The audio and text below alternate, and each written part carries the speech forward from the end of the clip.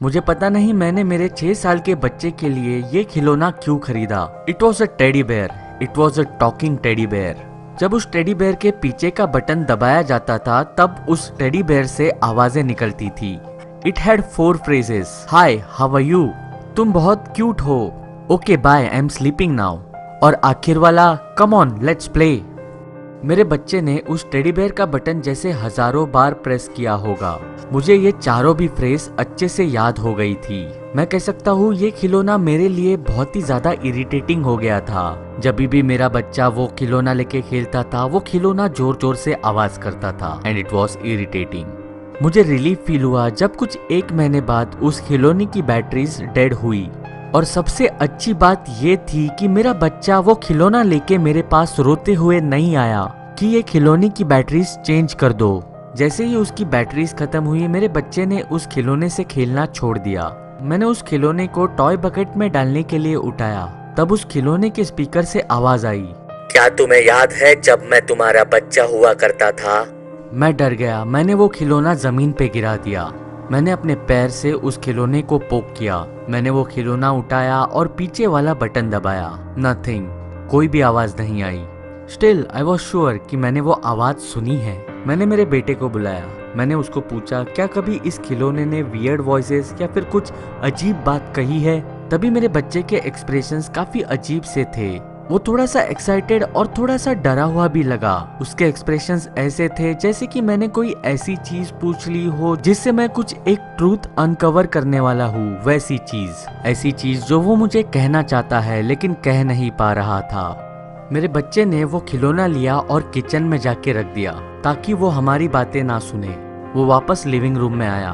मैंने मेरे बेटे को कभी ऐसे बिहेव करते हुए नहीं देखा था। मेरे बच्चे ने धीमे आवाज में मुझसे कहा कि कभी कभी वो टेडी बहुत ही अजीब बातें करता है।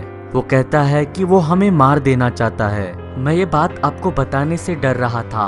आपको उस खिलौने को तोड़ना होगा। You have to go in there and smash it.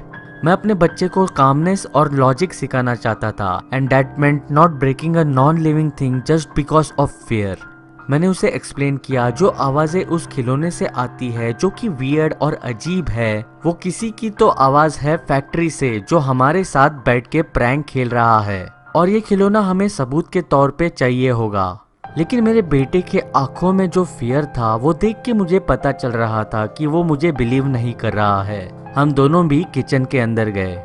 मेरे बच्चे ने उस खिलौने को किचन टेबल पे रखा था लेकिन जब हम किचन में एंटर हुए तब वो खिलौना किचन डोर के सामने था।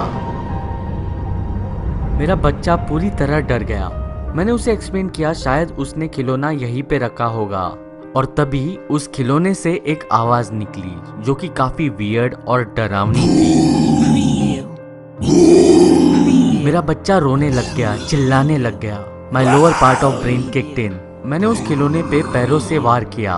आई just kept crushing that toy. उस खिलौने से कुछ लिक्विड ही बाहर निकला। It was in reddish black colour. Not blood, not oil, but something organic and toxic. तुम्हें तुम्हारे बच्चे की बातें सुननी नहीं चाहिए थी। अब तुम अकेले हो। यह आवाज मुझे मेरे पीछे से आई। जब मैं पीछे मुड़ा मैंने देखा मेरा बच्चा जो काफी बड़ा हो गया था। He was huge in size. I was shocked. मुझे पता नहीं मैं ये क्या देख रहा था। मेरे बच्चे के पैर जमीन पे नहीं थे। मेरा बच्चा हवा में फ्लोट कर रहा था। It seemed like some magic or something. जो चीज उस खिलौने के अंदर थी अब वो चीज मेरे बच्चे के अंदर थी और वो मेरे बच्चे के बॉडी को कंट्रोल कर रही थी। मेरा बच्चा ऐसे हंस रहा था जैसे कि कोई न्यू बॉर्न बेबी गिगल करता हो वैसे। आई में से कि उस खिलौने के अंदर जो कोई भी था वो मेरे बच्चे के अंदर आ गया था और उसने एक नया जन्म लिया था और वो मेरे आंखों के सामने एक रैपिड स्पीड में दरवाजे से बाहर निकला। मैं बस शॉक में ये चीज देखते रह गया and that was the last time मैंने मेरे बेटे को देखा। लेकिन कभी कभी रात को जब मैं अकेला होता हूँ तब मुझे उस गिगलिंग की आवाज सुनाई देती है।